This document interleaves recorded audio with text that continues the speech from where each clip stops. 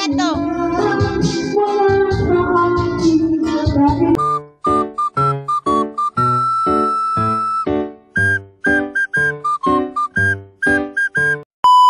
A day in my life as sa workout nga nakasawahing construction for today's video, day. By the way, day, nung nakarang araw pa pala itong video ko, ngayon ko lang na-edit. Busy kasi ako ilang araw. Kaya ngayon ko lang na-edit talaga itong video, mga day. By the way, paalis na pala kami nito, papunta nga ng festa, mga day. Kasi alam niyo naman, pag si Inday talaga ang imbitahan, day, hindi yan sasabi na palagi ang sagot niyan is, oo. Nagruruha-duha nga ako dito, mga day, kung taba ako o hindi. Masakit pala yung ulo ko dyan, kaya decide ako na uminom ng paracetamol. Mabuti na lang talaga, parang kumalma yung sakit ng ulo ko, mga day. Pag nagpupuyat talaga ako ng gabi, mga day, asahan mo yan, bukas ng umaga masakit yung ulo ko niyan hanggang hapon na dapat talaga. Hindi na ako magpupuyat ng gabi. Paano hindi mapupuyat, mga day, pag mag-i-edit ako, day? Ilang oras ako natatapos niyan? 3 hours bago ako matapos mag-edit, kasi hindi lang harumamay, day, pag nag-voice over ka, day, pag mag-edit ka ng video. Ito nga video, mga day, alam, inedit ko na ito kahapon, mga day, yung ano lang, yung mga video lang, mga kinatkat ko, pero wala pang voice over. Hindi nga na voice over kagabi, mga day, kasi may pinuntahan kami. Nagpunta kami ng hospital, bumisita dun sa kapatid ng aking biyanan na lalaki. By the way, mga day, balik na pala tayo dito sa aking video. Nakarating na pala kami kung saan kami man memes, mga day. Kami lang pala ng aking mga anak at saka ang aking biyanan na babae at saka yung aking bayaw at saka bilas lang pala yung kasama ko. Pagkarating ko nga, agad ako pumasok sa kusina. At pagkapasok ko nga sa kusina, inakita ko nga yung aking bayaw at saka bilas na nagsasandok na ng ulam, mga zay. Kaya hindi na ako nagdalawang isip magsandok ng pagkain para sa anak ko at saka para sa akin, day.